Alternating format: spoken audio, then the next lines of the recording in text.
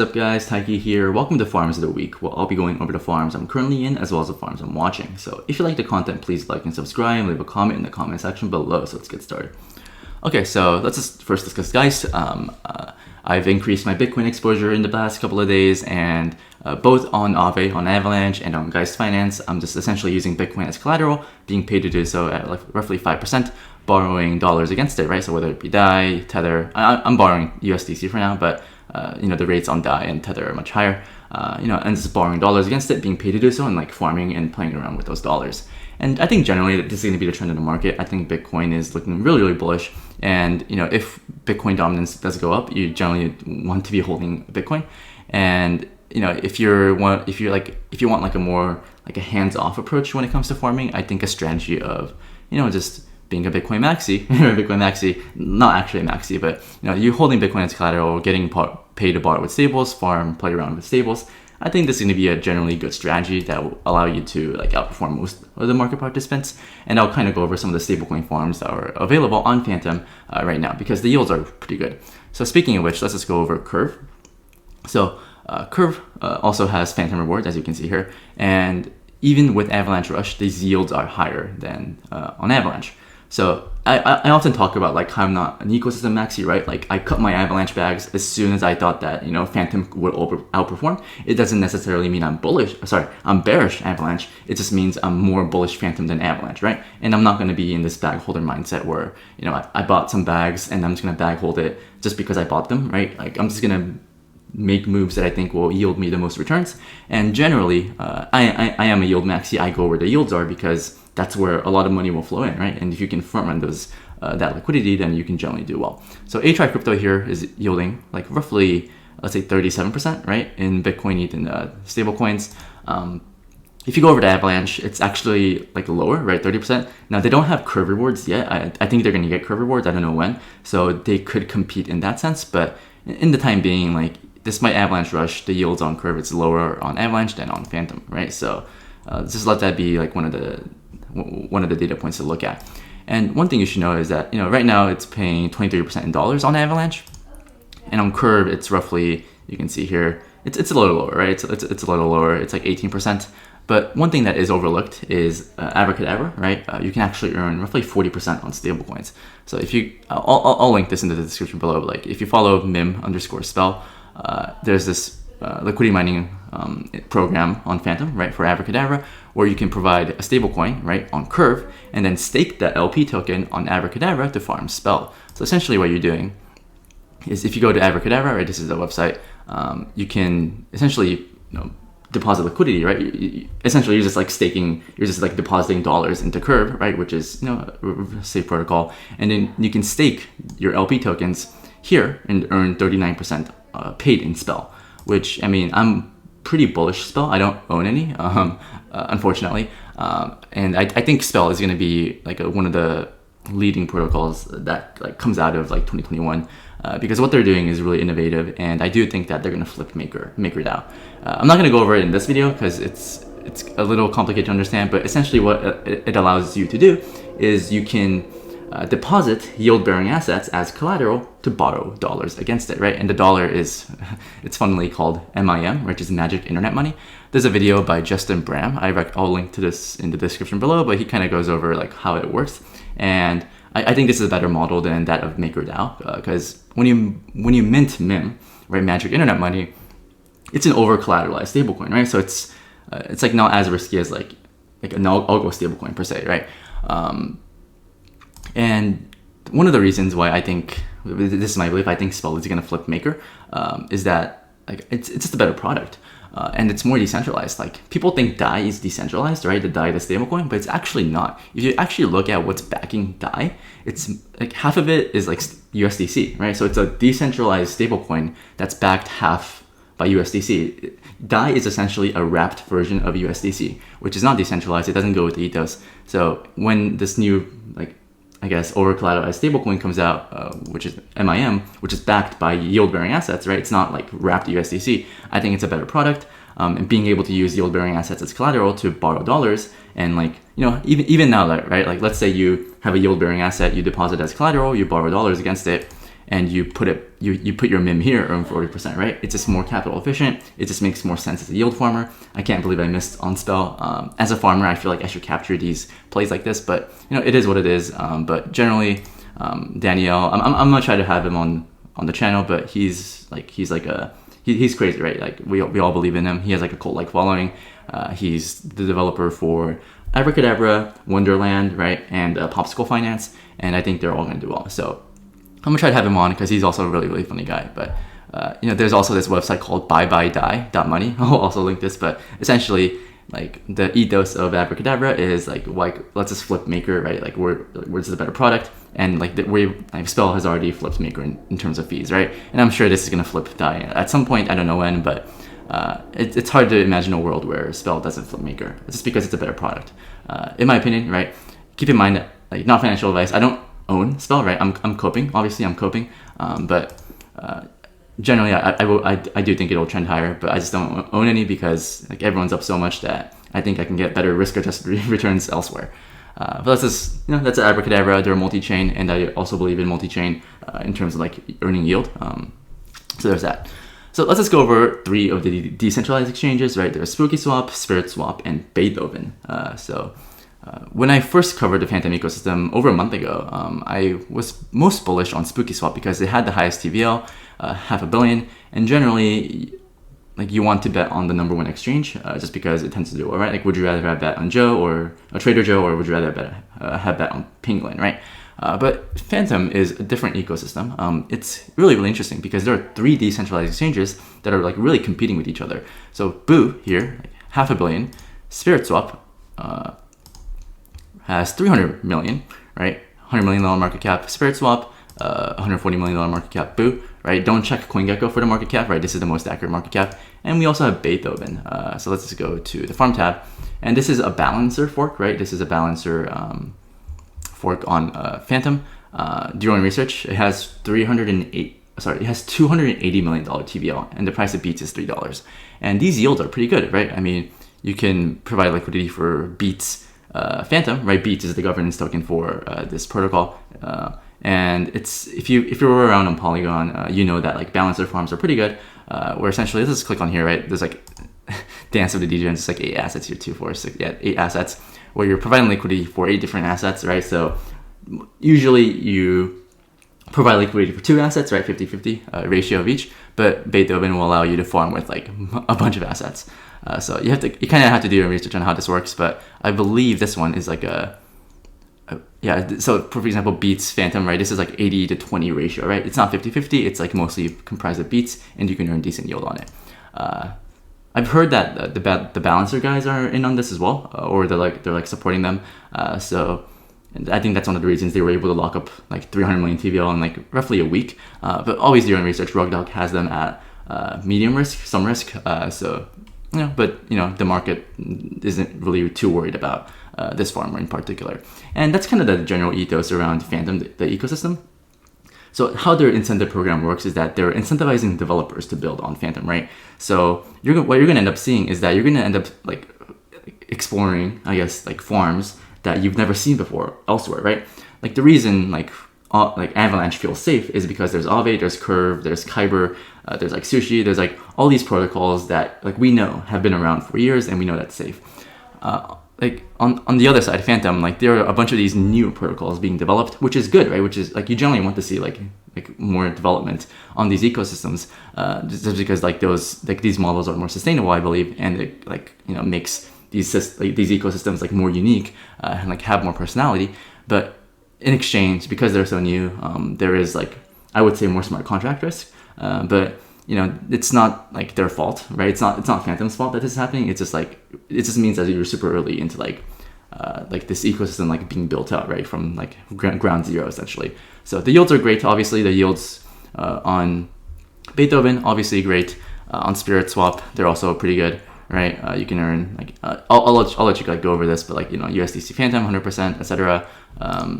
Even on Boo, you can farm here. These pretty good yields on Fantom Bitcoin, Fantom DAI, etc. I guess the only difference is that you can stake Boo, right, into XBoo, and they have the Fantom reward. So if you like Boo, you can stake BOO into XBOO, which is a liquid version of a staked version of the BOO token, and earn 48% on it. 14% paid in FTM, 33% paid in BOO. Whereas Spirit Swap, you kind of have to lock up your Spirit for a relatively long period of time. I kind of like this model of just like having a more liquid version, right? But I know people prefer like, I mean, I know a bunch of people that like locked it up for 4 years. I think they're crazy. I don't have the balls to do that, but hey, like if you're that bullish, then you know, like if it ends up working out, then you're gonna be like super happy in 4 years. But Spooky Swap, Spirit Swap, Beethoven, I think it's cool that there are 3 DEXs fighting for liquidity, right? There's almost 300 million in Beethoven, 300 million in Spirit, and $500 million in Spooky. So, you know, I think competition is good. You know, like these protocols have to like differentiate from one another to like lock up liquidity, and you know, I like it. All right, so let's go over the next one, which is Taro. I obviously went over Taro. Hold on, what the hell? Let me just refresh. This is a leverage yield farming protocol where you can deposit your LP tokens as collateral to borrow more against it to like essentially like gain more leverage, right? It's more exposure. Obviously, it comes with risks, so do your own research. And the cool thing about Taro and like what I usually do, or what I have been doing, is you can lend out your assets as collateral. Sorry, you can lend out your assets for these degens to borrow in order for them to leverage yield farm, right? And I don't really have a desire to leverage yield farm, right? I'd rather just like collect these yields. For example, like for Fantom, you can like earn 58%, like lending out your Fantom to these degens that are like leverage yield farming. That could be attractive, like 58% here. And you kind of have to go through each single one to like look for the highest yield, right? Like it's 58% here, maybe down here it's higher. Like here you can earn 53%. Actually, they're all like roughly 58%. I guess the markets are pretty efficient there, 60% here. But essentially, you can like lend out assets single-sided to earn yield. You can earn 13% on Bitcoin, also pretty good. I think I saw a higher yield elsewhere. But anyways, you get the point, right? 56% on Magic Internet Money. So there's a lot going on here, and you know, it's something that you know I've usually done. I deposited my ETH in here before. I no longer have it. I moved it into something else, which I'll go over. But you know, I think it's. I mean, there's always smart contract risk, right? I mean, everything on Fantom I would consider to be at least medium risk. Do your own research, but you know, this is something to look into. Now, I kind of went over this in my past videos, my last video on Fantom, but this is Liquid Driver. So full disclosure, I'm in this one. I got into this in September. I locked it up for 2 months, and I kind of don't like having my assets be illiquid because like I'm up a decent amount on this, but like I can't do anything about it, right? Like I locked up my LQDR in September thinking that like Fantom season would happen in like November or something. So I was like, okay, like might as well lock it up because I don't really expect this ecosystem to pop off. But obviously the markets, you know, like Geist Finance came out. It was like a stealth launch, and you know, everyone aped in. So you know, I have a bunch of LQDR that's locked, and it's like earning yield. So essentially, if you lock up your LQDR, I need to connect my wallet, or the website's kind of buggy. It is what it is, but you can earn, if you lock up your LQDR, you can earn 260% on it, paid in these tokens. So how does this actually work?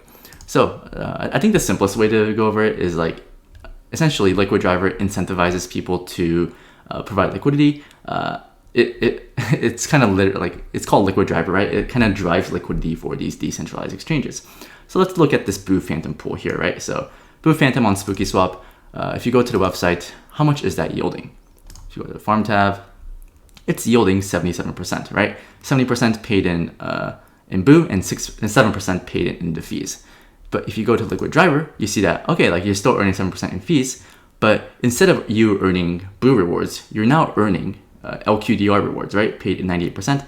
And Liquid Driver also got the Fantom incentive program, so they're also paying 16% paid in Fantom. So obviously, you know, these rates are higher than that you can earn in Spooky. So the idea is, you know, like Liquid Driver says, let's help, you know, Spirit Swap, Spooky Swap lock in more liquidity by offering better APRs. But you might be wondering, like, where's the APR going, right? Because like, yeah, like you get like 98% paid in LQDR, but like, where's this 70% going? And that essentially goes to the LQDR stakers. So if you lock up your LQDR, you essentially, I guess, get like these farming rewards, because when you're farming here, you're essentially giving them your LP tokens right? And the protocol, sorry, I smacked my hand on the table, but the protocol, Liquid Driver, is earning the Brew rewards, but Liquid Driver is paying you LQDR. So if you stake LQDR, you can actually get the revenue share model, right? Where like whatever like Brew tokens that this protocol is earning, you get some of it in terms of like revenue share. So that's kind of how it works. It's like a elaborate Ponzi. I mean, it's not a Ponzi, but it's like Ponzonomics, right? It's just like you earn higher yields here to create demand for LQDR, because like if you stake LQDR, you get like these like the tokens that you would have earned here. So you kind of get my point, right? It's just like you kind of combine these yields on top of each other and create an economic model, like a monetary policy, I guess, where it incentivizes people to lock in liquidity here. And if the TVL of this ecosystem goes up, right, then LQDR holders get more income because it's earning more farming rewards, if that makes sense. So that's kind of how it works. Just full disclosure, I own this, locked it up for 2 months. I get mine around Thanksgiving. So hopefully, I don't get dumped on in the meantime. So I went over how I had my ETH on Terra at some point, right? But I moved it elsewhere. So let's just go over like where I moved it to. So I moved it to this thing called RoboVault. Keep in mind, full disclosure, this is risky. Like look at this website, right? It says it's risky. The UI is kind of janky. It's kind of based off of Geist Finance's model. It's like a yield optimizer in a sense. And how this works on the back end is, if you deposit, let's say ETH, right? I have my ETH deposited. Some of the ETH goes to Cream, which you'll be earning yield on that, and you're gonna borrow a secondary token, let's say Fantom, to farm with. So hypothetically, like this might be confusing, but like let me just give an example. Let's say I put $3,000 worth of ETH, right, into RoboVault. $2,000 might go here on Cream, right, to earn yield, right? And maybe the protocol borrows $1,000 worth of Fantom, the secondary token, just lending, it's like borrowing from Cream. And then with the other $1,000, it'll be paired with Fantom here, right? So $2,000 goes here into Cream, $1,000 is paired with whatever you're borrowing, farm it on SpiritSwap, and it essentially like kind of optimizes the yield in that sense, where you'll be earning, in this case, like roughly 11% APY on RoboVault or on ETH, right? And I have 3 ETH on here. It's like whatever. It's risky. Like I might lose this. Like I'll be honest. Like I fully entered this under the assumption that like I can totally lose this and I'll be okay with it. And the reason I'm taking on this risk, right? Like why the hell? Like I thought you're like a humble yield farmer. Like why are you in this? Well, the reason is because they announced an airdrop. So V2 Vault users, 5% of the RoboVault tokens, right? I don't know what it's going to be called, but it's going to be airdropped. So I'm essentially taking on like risk entering this new ecosystem because like they're gonna drop their token to like users, right? This is V2.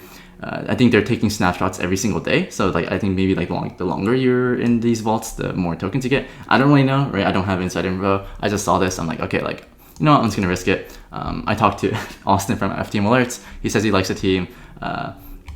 Obviously, you can't take that to the bank, but like when you're on Fantom, I feel like the mindset you have to have is like you just have to be able to like take on more risk, right? Just because everything here is so new, everything here is so it's like not battle tested, I guess.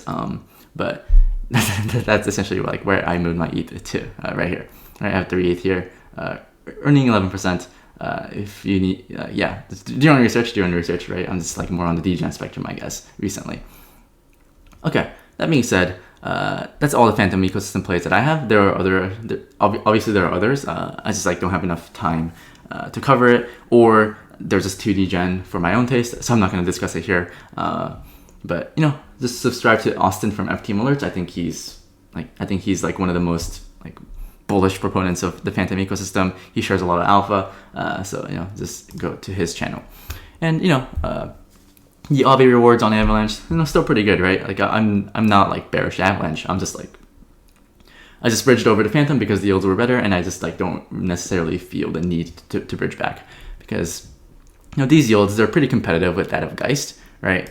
In fact, like 50% of the if you want to claim your Geist tokens, you kind of have to burn like 50% of it, right? I guess it's like to incentivize people to not farm and dump this immediately. Obviously, the token has dumped a lot just because it is a farm token, right? But you know, even at like 10 million TVL, it's able to maintain these pretty good APRs. Whereas at 3.6 billion TVL, you know, these APRs are, you know, they're okay. They're okay. But like I mentioned earlier, I do think that, you know, this simplified strategy will outperform most market participants. I think if you got into crypto in 2021, then you might think Bitcoin's like a boomer rock, right? And it's like really boring. But generally, like when Bitcoin is entering price discovery, you know, altcoins get wrecked, right? It's going to be the scenario where like if Bitcoin, let's say it breaks like 70K or something, and it's like doing well, right? When Bitcoin goes up 10%, your altcoins will go up like 3%. And when Bitcoin dumps 5%, your altcoins will dump 12% or whatever, right? Generally, like Bitcoin is like when Bitcoin dominance goes up, like it's just like Bitcoin season. And even on days like today, where like Bitcoin is like green, right? Bitcoin's up 5%, ETH is down, or ETH is up 4%. Like Fantom is like the only coin that's outperforming anything else, but like all the other L1 tokens is like red, right? If you just scroll down, there's just like not doing that well. So if you're new to crypto, right? If you got into crypto in 2021, just be aware that like Bitcoin can like take over the market. And that's one of the reasons why I've been taking profits into Bitcoin recently. You know, just so I can protect my downside, and also like, hey, if Bitcoin has its own season, I can capitalize on that. Because Q4 of last year, right? Like Bitcoin essentially went from 10K to 40K, right, in Q4, whereas like other coins, let's say like Harmony, right, it didn't do anything, right? It like went down. Atom, it like didn't do anything, and like Solana, it went down, right? Like Dot, like what didn't do anything. So like, yes, like 2021 has been essentially like the year of like altcoin dominance, right? Where like, you know, people holding Bitcoin hasn't really outperformed. But you have to understand that, you know, sometimes, or when Bitcoin season comes, you know, you generally want to hold Bitcoin essentially. And on the upside, Bitcoin outperforms. On the downside, Bitcoin outperforms. So if you're taking on much more risk holding altcoins, then you better hope that it can outperform, right? Like even Fantom right now, like it's outperforming, right? Like it's doing really well. Like if you go to the daily, you know, like it's a, you know, it looks pretty constructive. But like I hold Fantom like knowing that, hey, like if Bitcoin takes over, like, you know, like I'm gonna underperform Bitcoin in terms of Fantom. But just to mitigate that risk, I like rotated some profits into Bitcoin, right? I sold Avalanche into Bitcoin because I just thought the risk reward is better, and which has played out. So there's that. I do want, like, I guess there's a lot on my plate, but you know, Banker Joe is coming out today at some point. I don't know when, but it's gonna receive, I believe, $20 million in rewards, 10 million paid in AVAX, 10 million paid in Joe. I think this is really exciting. I think, you know, like the Avalanche ecosystem, it's full of, I guess, like ETH-based projects, right? Which kind of makes it like a safer place to live, but you know, there's like not that much innovation going on, at least not yet. I'm sure it'll happen, right? I'm sure it will. And I think Trader Joe has been the most innovative product on Avalanche, and it'll allow you to deposit and borrow, you know, ETH, Bitcoin, Link, Avalanche, and a bunch of stablecoins. I also think XJoe, right, a yield-bearing asset, is going to be enabled as collateral at some point, but they're going to start with these assets. You're probably going to be able to like be paid to borrow and stuff. So maybe if the rates here are better on Joe than AAVE, maybe that's somewhere you should go to. But you know, I'm not bearish Avalanche. I'm just more bullish Fantom, right? I'm a yield maxi. I'm a ROTATOOR. You know, I try to make the most money, right? I don't like try to like bag hold things, or I try not to. Obviously, I sometimes bag hold things, but generally, like I think about like opportunity cost, right? If I'm holding like token XYZ, then that means that like I'm not using that money to invest in another token, right? And as we have seen, like, you know, the Avalanche to Fantom rotation has done pretty well for me because I rotated it roughly here. Avalanche has been, you know, just like weak, whereas Fantom has been going up. So I really encourage everyone to be more open-minded about like rotations, right? Just because you're bullish in the ecosystem and like, you know, you've held this token for, let's say, 2 weeks or whatever, doesn't mean that like you should keep holding it, right? Like what you should do is you should make like decisions that would yield you like the highest EV, right? The expected value, because like I'm not gonna like holding Avalanche. Like, it's like probably not bad, right? I mean, on a risk-adjusted return basis, it's probably gonna like do well. right? It's a good ecosystem. It's a really good ecosystem. But I thought that like when I rotated, the EV of rotating the Fantom is much higher. So like, why not rotate? That's kind of how I think. And generally, like I've done well recently, but you know, sometimes I'll rotate too early, sometimes I'll rotate too late. But you know, just as long as you're open to the idea that, hey, like, you know, maybe I should be a rotator at some point. Hey, like maybe I should look into these other ecosystems, right? Like, because Avalanche is not the only place you can farm at. There's Harmony, right? I'm farming on Harmony. There's Atom. I just made a video about Atom. Solana, I made a video on Solana. Cardano, I don't know when farms are coming out, but at some point, right? At some point, there's gonna be some retail frenzy farm with Sunday Swap and whatnot. Dot, Kusama, Moonriver, not really Omisego. Cello, I made a video on Cello, and there's a bunch of other like ecosystems too, and like Luna too, right? Luna. So, you know, just look for opportunities everywhere because, you know, like no one's forcing you to stay in one ecosystem, right? You know, there's no one forcing you to do that. So, no, I guess that's like the takeaway of the video. Just be open to other ecosystems, because even on Arbitrum, right? Don't get me wrong, I'm not like that bullish Arbitrum in the short term, right? I'm super bullish longer term, but right, in the meantime, there's like not much you can do. But this is Arbitrum. Let me just refresh. I feel like the only good farm on Arbitrum is like this pool, right? ETH-MIM, right? And look how much TVL this thing has, right? I mean, 150 million TVL, and you're being paid 114%, providing liquidity for ETH and the stablecoin pool, right? And you're getting incentivized with Spell and Sushi. So that's pretty good. I'm gonna release a video about Arbitrum. I believe on Wednesday. I recorded a video with Justin Bram, right? I talked about him, but I think it'll be a good video. Just going over Ethereum farms, Arbitrum farms, and why he thinks Ethereum is, you know, going to be the #1 like smart contract platform in the foreseeable future, and these other ones can't compete. But anyways, watch out for that video. You know, just be open to other ecosystems. Like, don't forget about Bitcoin, right? Like, there's gonna be a Bitcoin season, and you want to be holding Bitcoin. And you know, over half my portfolio is in Bitcoin right now. So thank you guys for watching. Have fun out there, and be safe. Be a safe farmer. Be a humble farmer, and have fun farming out there.